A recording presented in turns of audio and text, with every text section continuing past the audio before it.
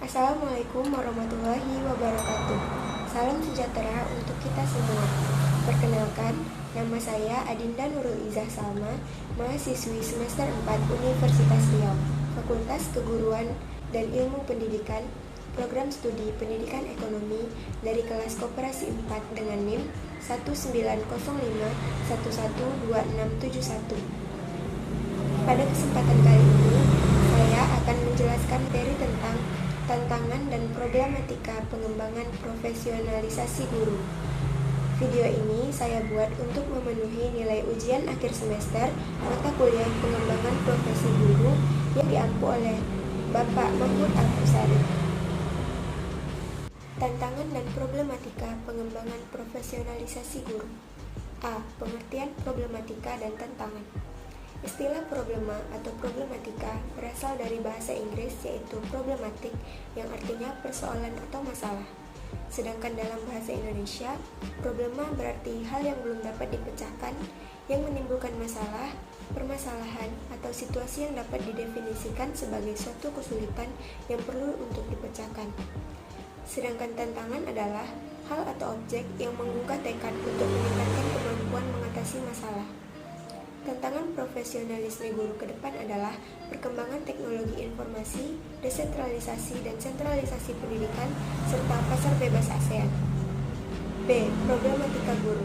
Secara umum, problem yang dialami oleh guru dapat dibagi menjadi dua kelompok besar, yaitu problem yang berasal dari dalam diri guru tersebut atau problem internal, dan problem yang berasal dari luar yang disebut dengan problem eksternal. Yang pertama, problem internal. Problem internal yang dialami oleh guru pada umumnya berkisar pada kompetensi profesional yang dimilikinya, baik bidang kognitif seperti penguasaan bahan materi, bidang sikap seperti mencintai profesinya, dan bidang perilaku seperti keterampilan mengajar, menilai hasil belajar siswa, dan lain-lain. Berikut ini problem internal seorang guru. A. Menguasai bahan atau materi. Menguasai materi harus dimulai dengan merancang dan menyiapkan bahan ajar atau materi pelajaran yang akan menjadi faktor penting dalam pelaksanaan kegiatan pembelajaran dari guru kepada anak didiknya. Agar proses pembelajaran dapat berlangsung dengan baik, rancangan dan penyiapan bahan ajar harus cermat, baik dengan sistematis dan rancangan atau persiapan bahan ajar materi berfungsi sebagai pemberi arahan pelaksana pembelajaran, sehingga proses belajar mengajar dapat terarah dan efektif. Namun, hendaknya dalam merancang dan menyiapkan bahan ajar harus disertai pula dengan gagasan atau ide dan perilaku guru yang kreatif, dengan memperhatikan segenap hal yang terkandung dalam makna belajar peserta didik. Yang kedua, mencintai profesi keguruan.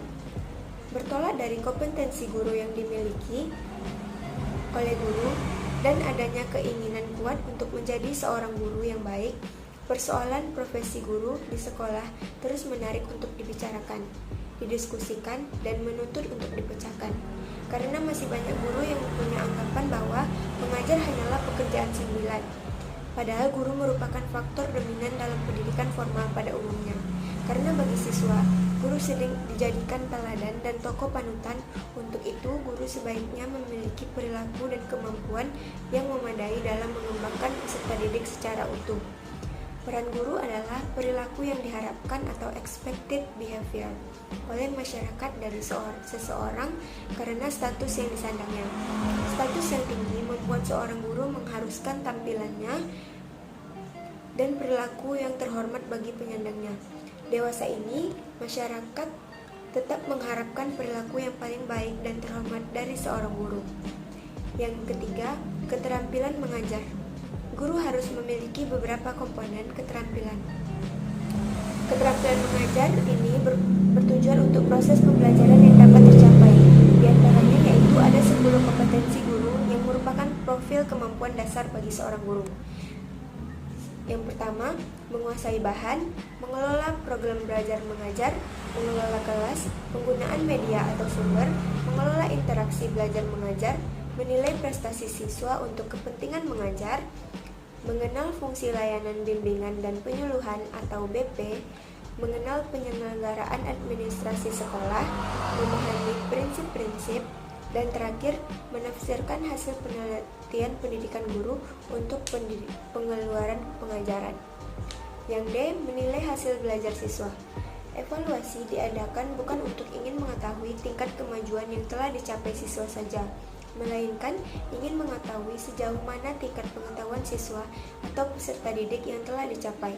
Evaluasi adalah suatu kegiatan yang dilakukan untuk mendapatkan data tentang sejauh mana keberhasilan anak didik dalam belajar dan keberhasilan guru dalam mengajar.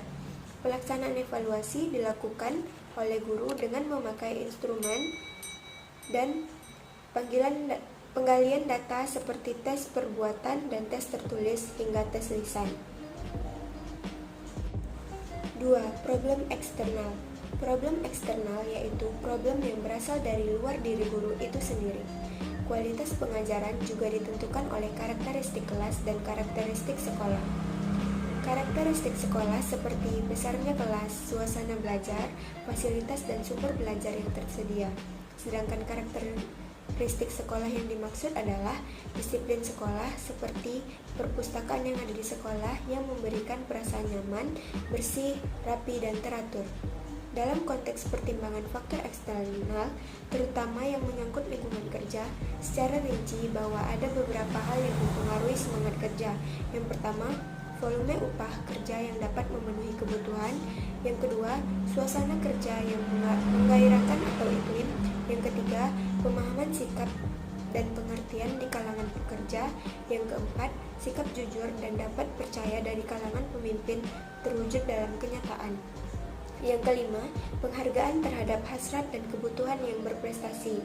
Yang terakhir, sarana yang menunjang bagi kesejahteraan mental fisik seperti tempat olahraga, masjid, dan kreasi. C. Tantangan profesionalisme guru. Tuntutan keprofesionalan suatu pekerjaan pada dasarnya melukiskan sejumlah persyaratan yang harus dimiliki oleh seseorang yang memangku jabatan tersebut. Haussam dan Macha mengidentifikasi suatu profesi sebagai berikut. Yang pertama, seseorang profesional menggunakan waktu sepenuhnya untuk menjalankan pekerjaannya.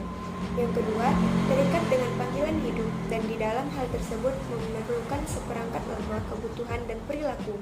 Yang ketiga, menjadi anggota profesional yang formal. Yang keempat, menguasai pengetahuan yang berguna dan keterampilan atas dasar spesialisasi atau pendidikan yang sangat khusus. Yang kelima, terikat oleh syarat-syarat kompetensi, kesadaran, prestasi, dan pengabdian. Yang keenam, memperoleh otonomi berdasarkan spesialisasi teknik yang tinggi. Kemampuan pendidik dalam meningkatkan profesionalnya tidak hanya berguna bagi dirinya, tetapi mempunyai makna yang positif bagi peningkatan kualitas. Profesionalisme guru dan tantangan ke depan dalam meningkatkan mutu pendidikan pada era global pendidikan pada umumnya.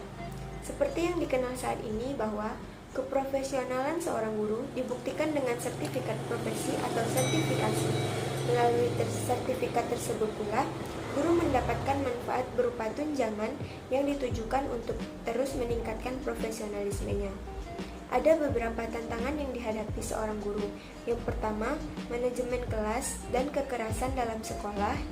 Yang kedua, problem sosial yang berdampak kepada murid. Yang ketiga, kurangnya dukungan keluarga dan masyarakat. Yang keempat, jam kerja yang panjang dan stres kerja. Yang kelima, mendapatkan pemberdayaan profesional. Selain itu, guru juga menghadapi hal lain yang menjadi tantangan, seperti A. Perkembangan teknologi dan informasi. Dalam rangka meningkatkan profesionalisme guru, terjadinya revolusi teknologi informasi merupakan sebuah tantangan yang harus mampu dipecahkan secara mendesak.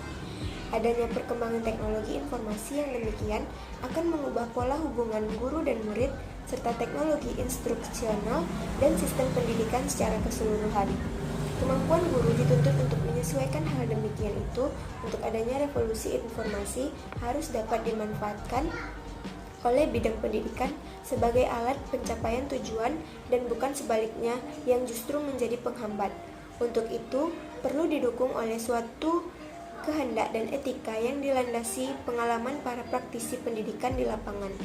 Perkembangan teknologi, terutama teknologi informasi, menyebabkan peran sekolah sebagai lembaga pendidikan akan mulai bergeser.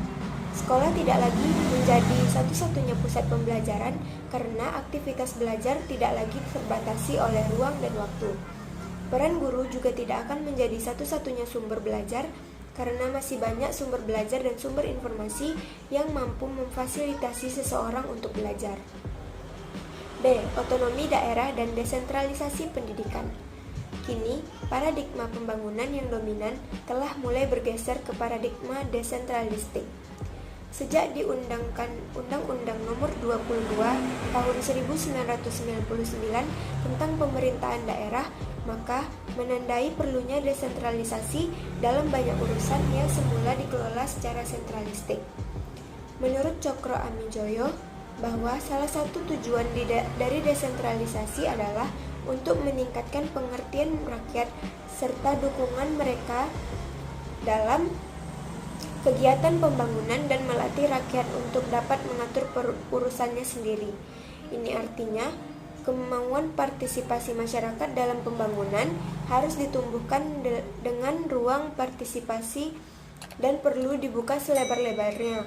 Bergesernya paradigma pembangunan yang sentralistik ke desentralistik telah mengubah cara pandang penyelenggara negara dan masyarakat dalam penyelenggaraan pembangunan. Pembangunan harus dipandang sebagai bagian dari kebutuhan masyarakat itu sendiri dan bukan semata kepentingan negara. Pembangunan seharusnya mengandung arti bahwa manusia ditempatkan pada posisi pelaku dan sekaligus menerima manfaat dari proses mencari solusi dan meraih hasil pembangunan untuk dirinya dan lingkungannya dalam arti yang lebih luas. Dengan demikian, masyarakat harus mampu meningkatkan kualitas kemandirian, mengatasi masalah yang dihadapinya baik secara individual maupun secara kolektif. C. Dunia pendidikan Indonesia menghadapi MEA atau Masyarakat Ekonomi ASEAN. Pada tahun 2015, Kesepakatan Masyarakat Ekonomi ASEAN atau Pasar Ekonomi ASEAN mulai berlaku.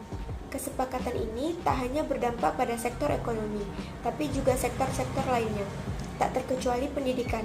Sebagai modal membangun sumber daya manusia yang kompetitif, era perdagangan bebas ASEAN harus disambut oleh dunia pendidikan dengan cepat, agar sumber daya manusia Indonesia siap menghadapi persaingan yang semakin ketat dengan negara-negara lain. Mengacu pada faktor penentu kemajuan suatu negara yaitu penguasaan inovasi sebesar 45%, penguasaan jaringan atau networking sebesar 25%, penguasaan teknologi 20%, serta kekayaan sumber daya alam hanya 10%. Maka pendidikan di Indonesia harus lebih menekankan pada tingkat 3 kemampuan tersebut untuk meningkatkan kemajuan di Indonesia. Berkaitan dengan hal tersebut, pemerintah harus mampu menyiapkan sekolah-sekolah khusus yang sesuai dengan kebutuhan di lapangan kerja. Misalnya, sekolah pertanian, sekolah peternakan, sekolah perikanan, sekolah teknik mesin, sekolah teknik bangunan, dan sebagainya. Pemerintah juga harus lebih memperhatikan kualitas distribusi serta kesejahteraan guru di Indonesia, karena guru merupakan salah satu tonggak untuk mendukung jalannya pendidikan dan sangat berperan penting dalam menciptakan manusia yang cerdas, terampil, bermoral, dan berpengetahuan luas. Sehingga sepantasnya pemerintah dapat membuat peraturan yang menuju penyelenggaraan pendidikan yang berkualitas, serta dapat dijangkau oleh seluruh lapisan masyarakat di Indonesia.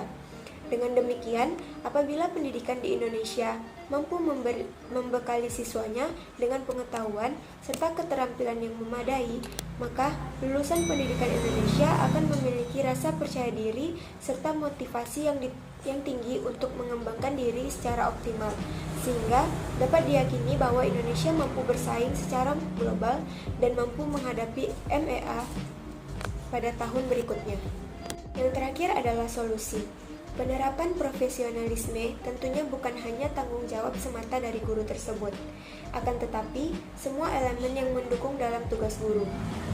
Berbagai masalah dalam mencapai profesionalisme guru ke depan sangatlah kompleks. Dengan kondisi tersebut, apabila tidak ada kesiapan secara baik, akan berdampak terhadap kualitas pendidikan di Indonesia. Sementara saat ini, negara-negara di sekitar Indonesia memandang peningkatan mutu pendidikan melalui perbaikan kinerja guru yang sudah berkembang dengan pesat. Perbaikan sumber daya dalam hal ini adalah guru merupakan prioritas. Perbaikan dalam hal jangka panjang untuk menyiapkan kemampuan guru, misalnya dalam kemampuan penguasaan teknologi dan informasi. Penguasaan teknologi informasi saat ini merupakan hal yang sangat penting, melihat pengembangan teknologi informasi yang sangat pesat pada saat ini. Perkembangan tersebut tentunya berdampak pula pada dunia pendidikan.